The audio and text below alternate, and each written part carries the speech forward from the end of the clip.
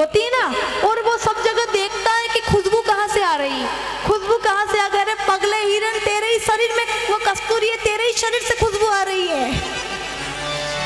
इसी प्रकार हम हर जगह परमात्मा को ढूंढते हैं, मूर्तियों में भगवान को ढूंढते हैं, तीर्थों में परमात्मा को ढूंढते हैं, लेकिन ये परमात्मा हमारे हृदय में ही बैठा हुआ है।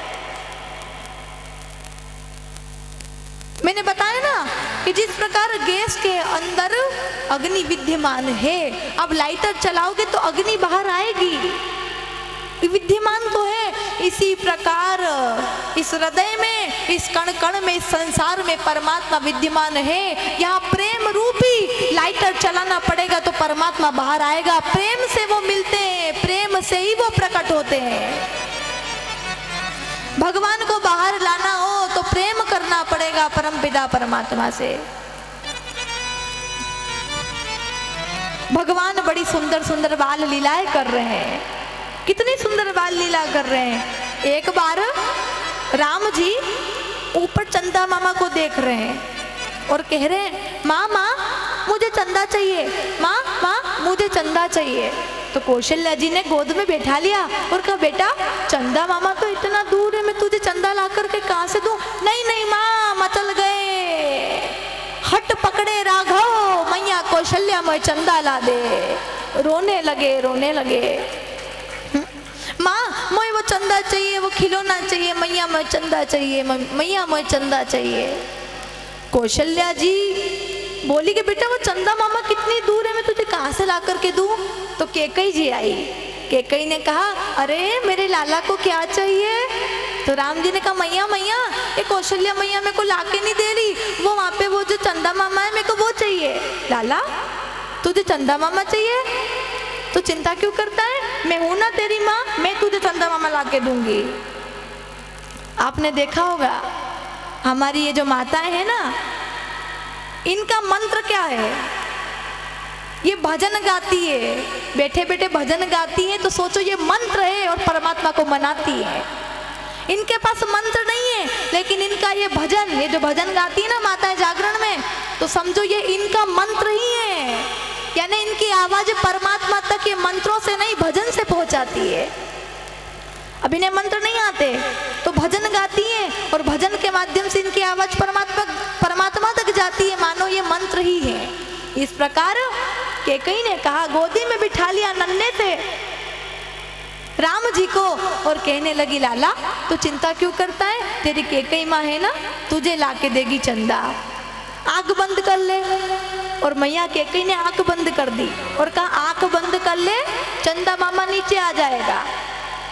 राम जी ने आंख बंद कर ली, कैकई मैया ने भी पीछे से हाथ लगा दिया और कहा, मनाने लगी, चंदा मामा नीचे आ जा, चंदा मामा नीचे आ जा, मोए लाला को तू चाहिए, चंदा मामा नीचे आ जा, मोए लाला को तू चाहिए। तो माँ कौशल्या को कहा कैकई ने के, बहन तुम एक सोने की परात में पानी भर करके लेके आओ। तो कौशल्या मैया दौड़ी दौड़ी गई और सोने की थाली में पानी भर करके लेके आई और थाली नीचे रख दी। इधर कैकई मैया ने हाथ हटा लिया और कहा, लाला तू भी हाथ हटा ले। हाथ हटाया तो देख, बोला कि देख ये थाली के अंदर चंदा मामा आ गए हो, देख थाली के अंदर चंदा मामा आ गए हो।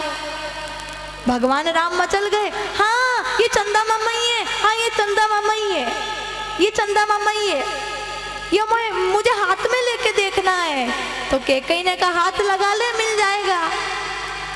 तो भगवान रामचंद्र जी ने पहले चंदा मामा को देखा, अब भगवान हाथ डाले पानी में तो चंदा मामा हिलने लग जाए।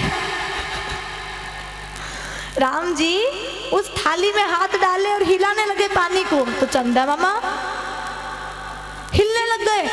राम जी डर गए, मैया मैया ये चंदा मामा नहीं है, मैया मैया ये चंदा मामा नहीं है, ये तो कोई जंतु है, मुझे काट लेगो, ये कोई जानवर है, मुझे काट लेगो, देखो देखो कैसे हिलो रहे हो, ये हिली रहे हो। नहीं नहीं मैया, नहीं नहीं मैया, ये चंदा मामा नहीं है, ये जंतु है, जल जंतु है। और वास्तव में ये जो चंद्रमा है ना, ये जो चंद्रमा है ये जल का जंतु ही है। वो कैसे? क्योंकि चंद्रमा समुद्र मंथन में से निकला था, चंद्रमा समुद्र मंथन में से निकला था तो जल माँ ने कहा कि बेटा तुम डरते क्यों हो? और देखिए समुद्र मंथन में से बहुत सारी चीजें निकली थी और उसी में से चंद्रमा भी निकला था। माँ कौशल्या, माँ कैकेयी राम जी को समझाने लगी कि डरता क्यों है? इस दुनिया में ये जगत देवताओं के अधीन है। देवाधीनम जगत सर्वम, मंत्राधीनम च देवता। ये पूरा जगत जो है ये देवताओं के अधीन है, क्योंकि यहाँ पर जल के देवता भी हैं, वृक्षों के देवता भी हैं, है ना। यहाँ पर माता जी पूजन करने जाते तो माता जी उसकी देवी है। पहला कुछ काम करो तो गजानंद जी उसके देव हैं। कृष्ण भगवान की आराधना करो तो कृष्ण भगवान को मनाना पड़ता है। राम जी की आराधना करो राम जी को मनाना पड़ता है। यानी कि माँ बता रही है कि बेटा इस दुनिया में ये जो जगत है देवताओं के ही अधीन है। और देवता काई के अधीन है? बोले देवता मंत्रों के अधीन है। देवता मंत्रों के अधीन है। मंत्र बोलते हैं तो देवता प्रसन्न होते हैं। मंत्र बोलेंगे तो देवता खुश होंगे, नहीं तो वो खुश कैसे होंगे? वो खुश नहीं होंगे। मंत्राधीनम च देवता। और ये मंत्र किसके अधीन है? तो बोले मंत्र ब्राह्मणों के अधीन है। क्यों भाई? मंत्र ब्राह्मण बोलेंगे तो ही तो पुण्य मिलेगा। ये मंत्र तो ब्राह्मणों के ही अधीन है, क्योंकि ब्राह्मण ही मंत्र ध्वनि करते हैं। ये पंडित लोग होते हैं ना, ये पंडित लोग ये स्वाहा स्वाहा से खुश नहीं होते, ये आहा से खुश होते हैं। आहा से खुश होते हैं। देखिए अब शादी ब्याह होती है ना, शादी ब्याह होते हैं, भोजन नहीं कराओगे किसी को तो विवाह हो सकता है ना। भले भोजन मत कराओ लेकिन विवाह हो सकता है। लेकिन ब्राह्मण नहीं होगा तो विवाह होगा? ये 7 फेरे पंडित लगवाते हैं ना। इसलिए ब्राह्मणों को हमेशा खुश रखो। ब्राह्मणों को खुश रखोगे तो धन सुख संपदा संपत्ति सभी मिल जाएगी। हम लोग रसोई में इतना खर्चा कर देते हैं। हम लोग अगर किसी नाचने वाली को बुलाएं तो उस पे करोड़ों लुटा देते हैं, लेकिन ब्राह्मण के लिए आप कंजूसी करते हो, ये अच्छी बात नहीं है। अरे भाई वो नाचने वाली नहीं आएगी तो भी तेरी शादी हो जाएगी। इतने लोगों को, हजारों लोगों को भोजन नहीं करोगे तो भी शादी हो जाएगी, लेकिन ब्राह्मण नहीं होगा तो विवाह भी नहीं होगा। कौन फेरे करवाएगा? अरे ब्राह्मण क्या काम करते हैं? ब्राह्मण घर में सुख संपत्ति की कामना करते हैं कि इनके घर में सुख संपत्ति आए। क्यों? आपका नया घर बनता है तो ब्राह्मण को बुलाते हो ना पूजा करवाने के लिए, यज्ञ करवाने के लिए। अगर ब्राह्मण नहीं होगा तो सुख संपत्ति आएगी? नहीं आएगी। वो तो हमारे सुख की कामना करते हैं ब्राह्मण। तो राम जी खुश हो गए। अब एक बार क्या हुआ, राम जी को माता ने सुंदर श्रृंगार कराया। भगवान छोटे से हैं, खूब छोटे। भगवान पीली सी जंगुली पहनाई, छोटे छोटे हाथ है भगवान के, छोटा सा मुखारविंद है, छोटी छोटी आंखें, छोटे छोटे पैर है भगवान के। करधनी पहनाई, मुकुट पहनाया छोटा सा और गले में माला पहना दी। चारों भैयाओं का खूब अच्छे से श्रृंगार किया। तो मैया कौशल्या ने कहा ये राम मोए घणो परेशान करे, लाला मोए घणो परेशान करे। इसलिए माता ने, अब देखो बच्चों को नहला दो, बच्चों को नींद आ जाती है ना, हम माताओं को पता होगा। छोटे से भगवान को माँ कौशल्या जी ने स्नान करवा दिया, उनका खूब अच्छा श्रृंगार किया।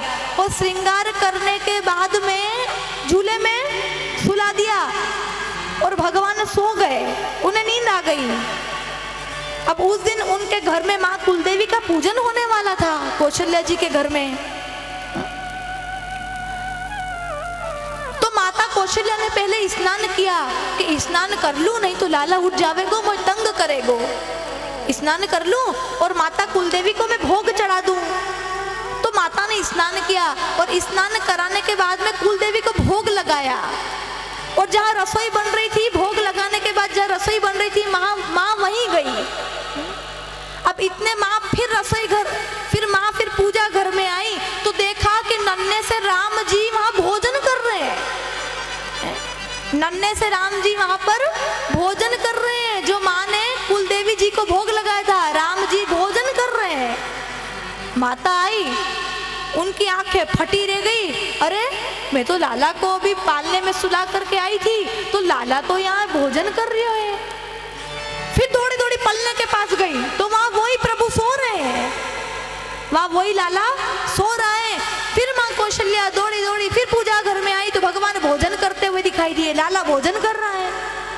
फिर दौड़ी दौड़ी गई जहाँ सुलाया था, फिर देखा अरे ये लाला तो यहाँ सो रहा है। फिर आई पूजा घर में, देखा भोजन कर रहा है। फिर गई, माँ की बुद्धि चकरा गई कि ये कोई प्रभु की माया है कि ये लीला है, कुछ समझ में नहीं आ रहा कि आखिर ये हो क्या रहा है।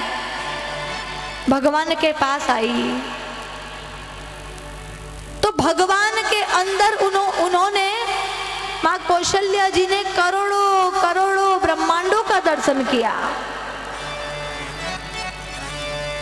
जिनके रोम रोम में करोड़ों ब्रह्मांड दिखते हैं। आज वो ही परब्रह्म परमात्मा कौशल्या जी के आंगन में लीला कर रहा है। प्रेम हरि व्यापक सर्वत्र समाना, प्रेम ते प्रकट होई में जाना।